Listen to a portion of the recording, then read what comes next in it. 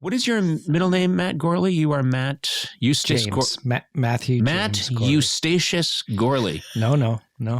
Matthew Yes. James Gourley.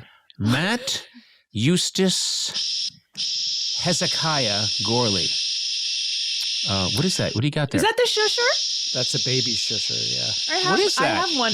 Two of those. What is that? It's just something you put next to your baby to try to get it be quiet, and it just shushes them. And so I'm shushing you. Why don't you just go shush? That's all it's doing. It's doing what you then could you do. can just go out, you and your wife can go out get food and leave this behind. Well, why don't you just get like a Michelin tire, put an ice pick through it, and let it hiss at your baby while you and your wife hit the bar scene. I don't understand why you need that thing. That thing seems, and that's not comforting. That's.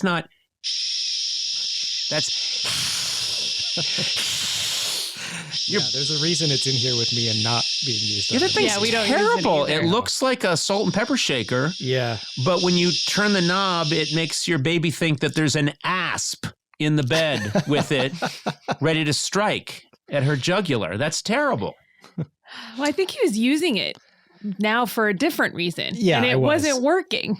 No, I can talk right through that. I don't need that. That wouldn't have worked in my house growing up. Let me tell you, 6 Irish apes running around, smashing into each other.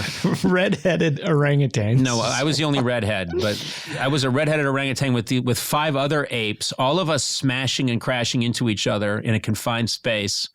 My father, of course, always at the lab. He'd always say, well, Sure.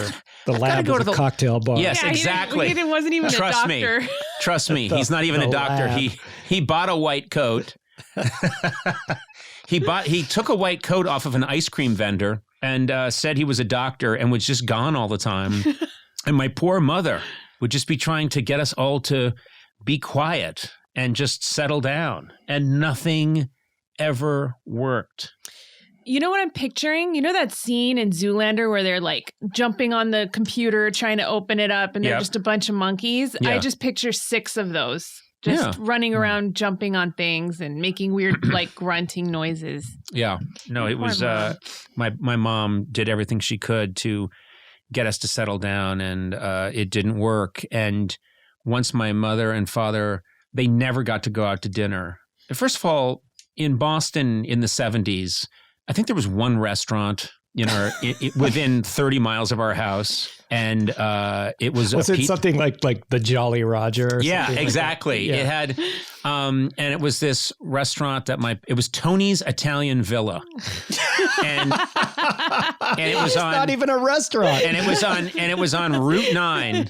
Tony's Italian Villa. His house. Tony's Italian Villa was on Route 9. And my poor folks, it was the one restaurant they could take us to, and they could afford it because we'd all cram into one booth, and it had one of those mini jukeboxes at the end of the table, one of those mini ones. Yeah, nothing says Italian restaurant like a mini jukebox. And my brother would always put whatever it was back then, a nickel into it, and play American Pie because the song lasted longer than any other song. So I was sitting there at Tony's Italian Villa, which, by the way, had these terrible paintings on the wall of like the Parthenon and Anthony Quinn and Zach Galifianakis. All Greek. Yeah, anything Greek. Mike Dukakis, Olympia Dukakis, Mount Dukakis.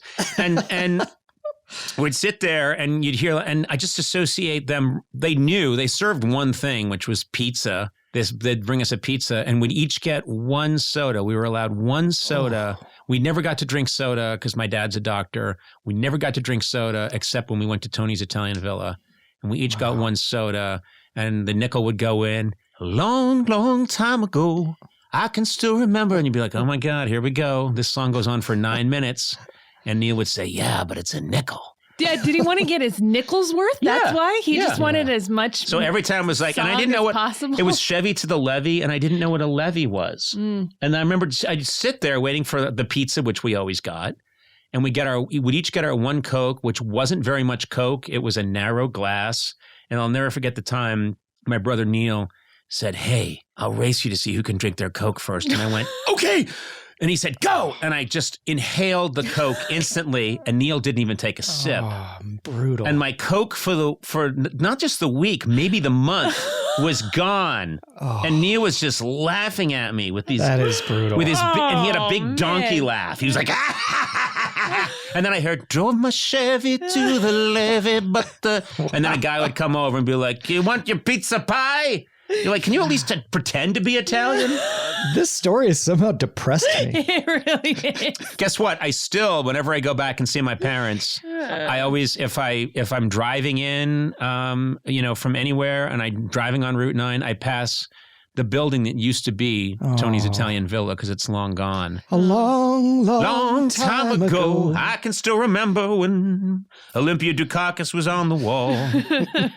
And the three men I admired most, the Father, the Son, and the garlic toast. They looked a bit in dim light like Donnie Most. The day the pizza pied. Sona, do you want to leave? I have to go. I wanted you guys to understand my childhood.